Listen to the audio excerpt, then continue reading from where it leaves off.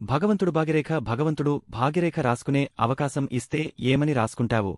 ఒకసారి ఒక వ్యక్తికి దారిలో యమధర్మరాజు కలిశారు. అయితే ఆ వ్యక్తికి అతను యమధర్మరాజుని తెలియదు.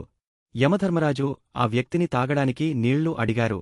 ఒక క్షణం గడిచిందంటే ఆ నీళ్లు ఆ వ్యక్తి తాగేవాడే. వెంటనే యమధర్మరాజుకు నీళ్లు ఇచ్చాడు. నీళ్లు తాగిన తర్వాత యమధర్మరాజు వ్యక్తితో చెప్పాడు, నేను నీ ప్రాణాలు తీయడానికి వచ్చిన యముని కాని, నీవు తాగడానికి నాకు నీళ్లిచ్చి నా దప్పిక తీర్చావు. కావున నీ తలరాత మారడానికి నీకు ఒక అవకాశం ఇస్తున్నాను అని యమధర్మరాజు ఆ వ్యక్తికి ఒక డైరీ ఇచ్చారు. నీకు ఒక 5 నిమిషాలు టైం ఇస్తున్నాను, ఇందులో నీకు ఏమి కావాలో రాసుకో, అది జరుగుతుంది కాని గుర్తుంచుకో, నీకు సమయం కేవలం 5 నిమిషాలు మాత్రమే. ఆ వ్యక్తి డైరీ తీసుకుని ఓపెన్ చేశాడు. మొదటి పేజీలోనిది చదివాడు. అందులో తన పక్కింటాయనకు లాటరీ రాబోతోంది, అతడు కోటీశ్వరుడు కాబోతున్నాడు. అది చదివి ఆ వ్యక్తి అతనికి లాటరీ తగలకూడదు అని రాశాడు.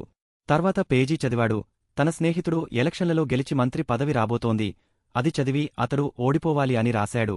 ఈ విధంగా ప్రతి పేజీ చదువుతూ చివరికి ఖాళీ ఉన్న పేజీలో తనకు కావలసింది రాయాలని అనుకోగా ఈలోపే యమధర్మరాజు ఆ వ్యక్తి చేతినుండి డైరీని తీసుకుని, నీకు ఇచ్చిన 5 నిమిషాల సమయం పూర్తి అయింది. ఇప్పుడు నీవు ఏమీ రాయకూడదు. నీవు నీ పూర్తి సమయాన్ని ఇతరుల చింతన చేయడంలో సమయం వేస్ట్ చేసుకున్నావు. నీ జీవితాన్ని స్వయంగా నువ్వే కష్టంలోకి నెట్టుకున్నావు. నీ యొక్క మృత్యువు నిశ్చితం అయింది అని డైరీ తీసుకున్నాడు యముడు. ఆ వ్యక్తి చాలా పశ్చాత్తాపపడ్డాడు. వచ్చిన అవకాశాన్ని చేజేతులా పోగొట్టుకున్నాడు. ఈ కథ యొక్క అర్థం ఏమిటంటే, ఈశ్వరుడు మనందరినీ సంతోషంగా ఉంచేందుకు ఎన్నో అవకాశాలు ఇస్తాడు. కాని మనము వ్యర్థము ఆలోచిస్తూ ఇతరులకు చెడు చేస్తూ మన సమయాన్నంతా వ్యర్థం చేసుకుంటున్నాము. ఎవరైతే ఇతరులకు సదా సుఖాన్ని ఇస్తూ ఉంటారో వారిపైన సదా ఈశ్వరుని కృప నిండి ఉంటుంది. ఈ సంగమిగల్లో భగవంతుడు కలం మనచోతికి ఇచ్చి, మీ భాగ్యరేఖ మీరే రాసుకోండి అని అవకాశం ఇస్తున్నారు. కాని మనము పరచింతన చేస్తూ సమయము వేస్ట్ చేసుకుంటున్నాము.